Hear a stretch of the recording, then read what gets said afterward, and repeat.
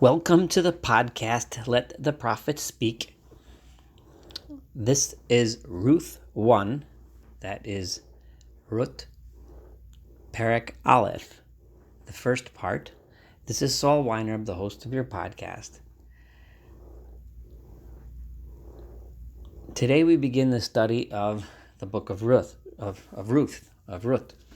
and or Ruth, depending on how you like to pronounce it. This book is extremely popular, one that is read in the synagogue on the holiday of Shavuot every year, and it is many people's favorite book. It's very popular. Many of the themes are well known.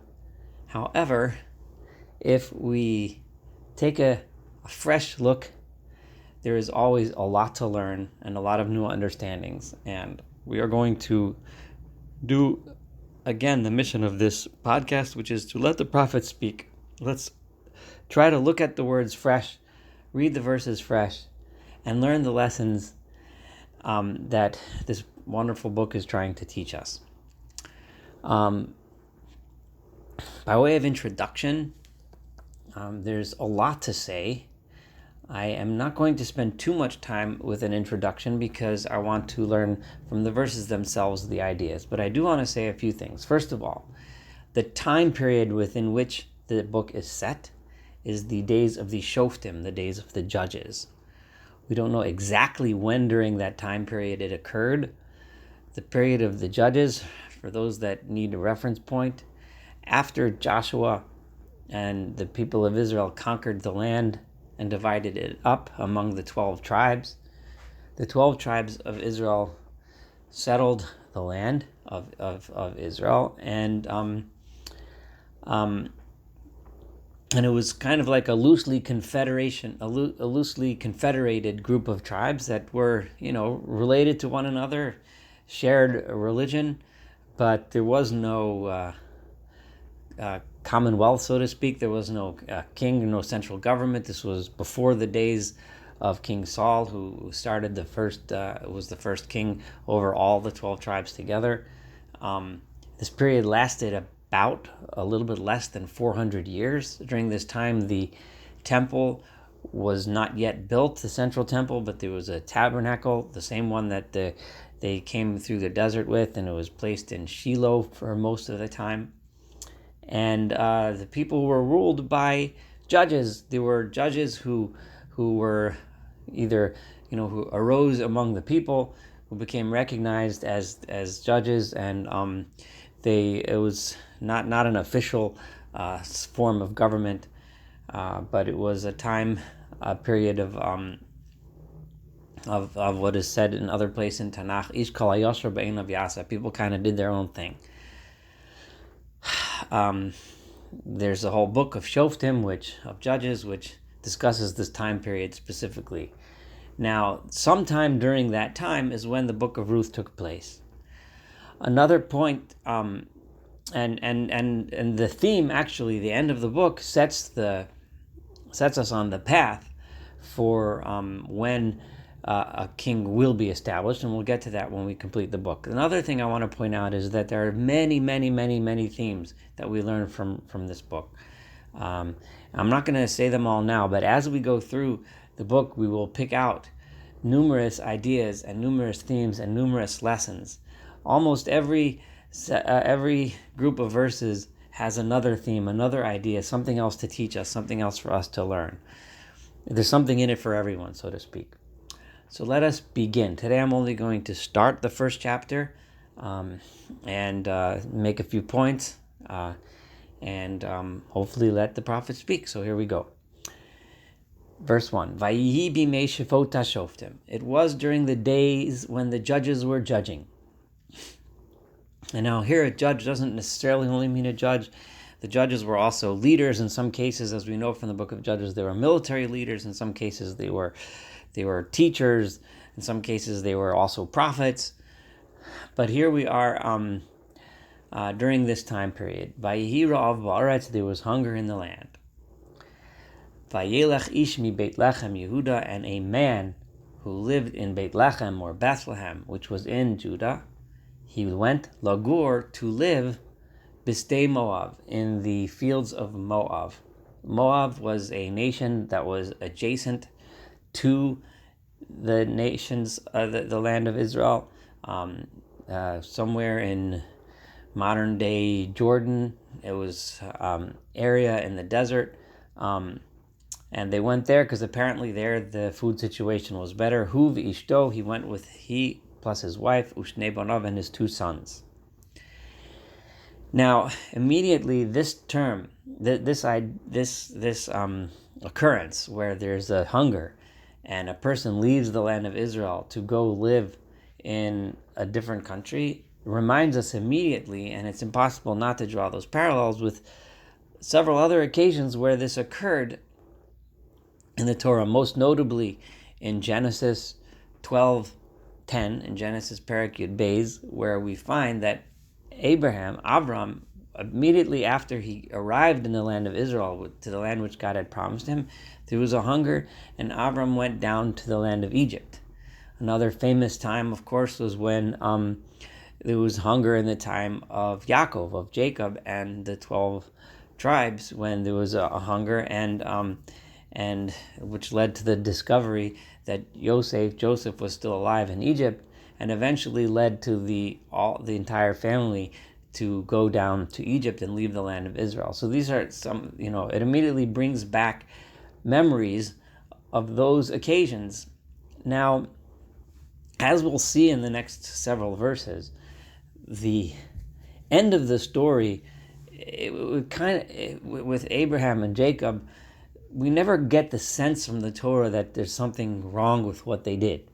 At least, that's the general feel, is that, they did it, they had to leave, and by Abraham we find that as soon as he was able to come back, he went back, by Abraham Avinu, and we find by the Shvatim and Yaakov, immediately upon arrival in Egypt, Yaakov asked Yosef, when I die, I want you to take my bones back, because he was always focused on one day going back.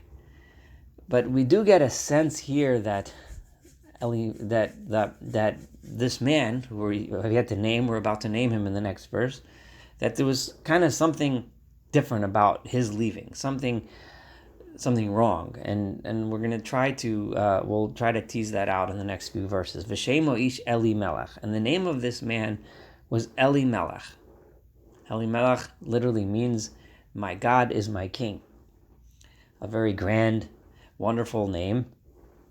V'shem ishto, and the name of his wife was Naomi, which means my sweetness, my sweet one. 2 beautiful names.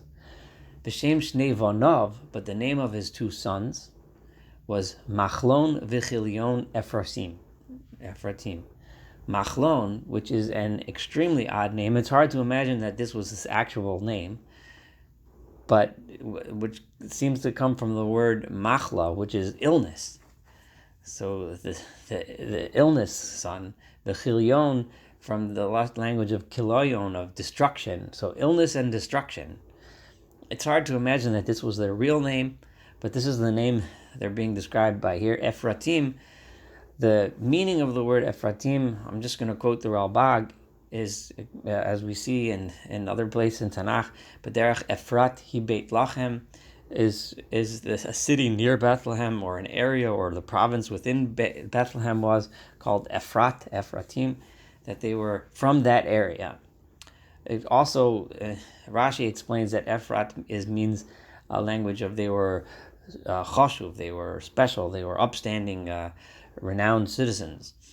But I think that the language here makes more sense, and the grammar here makes more sense, that it's referring to Ephratim. They were from the area of Ephrat, mi Beit Lechem Yehuda, from the city of Bethlehem, which is in Judah. Vayavo Sedei Moab, and they came to the fields of Moab, Vayiyu Sham, and they remained there. Already these last 2 words, Vayiyu Sham, and they remained there, gives us a little bit of a hint as to what's going on here, what makes this leaving different than the leaving of Abraham in Genesis. Vayiyu Sham, and they remained there. It seems those words are kind of extra, and they seem to designate or they seem to convey the point that they went and they stayed there. Like, they weren't just leaving because of hunger and planning on coming back, but once they got there, they stayed there. In other words, they were kind of rejected their homeland. Why? We don't know. The verse doesn't tell us, but for some reason they left, and it doesn't seem like they really had plans of going back. We'll see this point emphasized soon again. By Yomos Elimelech ish Naomi. And Elimelech, the husband of Naomi, died. It's interesting that Elimelech is called Ish Naomi, the husband of Naomi, almost as if Naomi, the wife, was a more prominent and more important individual than he was, which in those days was odd, because usually the woman in those days would have been called after. It wouldn't have been unusual to say she was the wife of so-and-so, which is what we usually find. But here we find him being described as the husband of Naomi, which kind of seems like he by leaving, it was almost like he was running away from something, and which diminished his status and diminished his significance. And all that remained was she and her 2 sons. Now, one would already think that, this is already not a good sign. He left, he brought his family, and he died. So what does Naomi do? Vayis'u lahem nashim Moavios. They, the 2 sons, went ahead and married Moabite women. Shem ha'achas Orpah. One of their names was Orpah. We don't know who married who. V'shem ha'shenis, and the second one was Ruth. Vayeshvu sham, and they remained there and lived there ke'eser shonim, for approximately 10 years. So here they are for a long period of time, living in Moab, married into Moabite families. There does not seem to be any plan for return. And Naomi isn't pushing for them to go back. They're not pushing to go back. They intermarried within Moab. It seems that they gave up on their homeland. They presumably also gave up on their God, their religion, presumably, because now they're living in a new land, and presumably they were taking upon themselves the habits and the customs and the practices of the land they lived in. Vayamusu gam shenehem, and now they also died. Machlon v'Chilyon, the 2 men, the 2 young men, Machlon and Kilyon. Vatishoer, and now it remained ha'isha, just the woman, mishnei yilada, and she was bereft of her 2 sons, umeisha, and from her husband. So here she is, just her. She lost them. So then, what happens? Now, she's left without any direct familial connection to Moab. She has no source of support. Remember, those days, a woman's support came from her husband, and if her husband was gone, her sons. But now it's just her and her 2 daughters-in-law, and she has nothing. So vatokam hi v'chalosea, and she and her 2 daughters-in-law got up as a family unit. Now, it's interesting to note that the daughters-in-law didn't abandon her. One would expect after their husbands died, they would go back to their original families, and we'll see soon that at least one of them eventually does that. But this wasn't their consideration. There was a bond created between the mother-in-law and the 2 daughters-in-law, which they consider themselves one family unit. One would imagine that Naomi herself had become so much part of the Moabite society that she felt at home there. She felt comfortable there, and her daughters-in-law felt comfortable with her. However, she did get up, and her daughters-in-law got up, Vatoshav miste Moab, and they wanted to leave Moab. Now, why would they want to leave Moab? Presumably because they had no source of support. They needed to go somewhere else. Kisha ma'amiste Moab, because they heard in the fields of Moab, Ki fakad Adonai et amo, that God had remembered his nation, laseis lahem lachem, to give them bread. Now this is an odd language, because remember, the Moabites were idol worshippers that did not believe in God.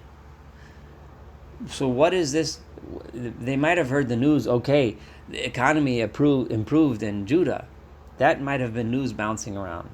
But why would the news have been bouncing around in Moab in that language? That God, with, Yud-K, Vav-K, that God remembered his nation.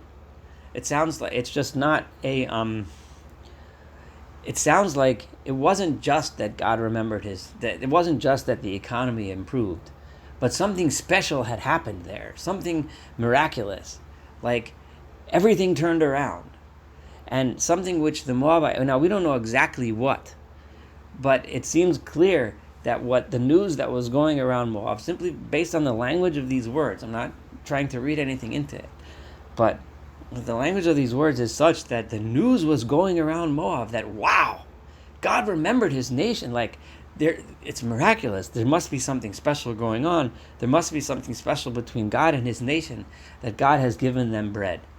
Something special happened in the land of Israel. And now they decided it's time to go back. Vatetzei min hamakom asher hoisa shama, and they left the place where they were, and her two daughters-in-law were with her, and they, the three of them, went together on the road, Lashuv el Eretz Yehuda. In the last verse, in verse 6, it says, Vatokom hi, that she got up, Vatoshim, and they left Moab. It sounds like initially they got up to leave because things were not going well for them in Moab. But then when they heard the news, in other words, they were aiming to go anywhere. But then when they heard the news that something miraculous and special had happened in Israel, and God had remembered his nation, something aroused Naomi to lead her daughters-in-law, Lashuv el Eretz Yehuda, to not just go along the road, but to go along the road to return to the land of Yehuda. Naomi recognized something that maybe the suffering that she had gone through was because she abandoned her people, because she abandoned her God. And now it's time to go back. We can also say, though, that's if we kind of take a more positive look at Naomi, but we can also take one that's a little bit more negative and say, yeah, she got up to leave Moab, but she was only interested in going back because she heard that everything was great over in Yehuda, so now she's heading back. But nonetheless, the end result is the same. She decided to return to her nation, and she recognized that staying here in Moab was not the place for her anymore. We're gonna study the rest of chapter 1 in the next podcast. Thank you so much for listening to Ruth 1a. Looking forward to studying the remainder of chapter 1 with you.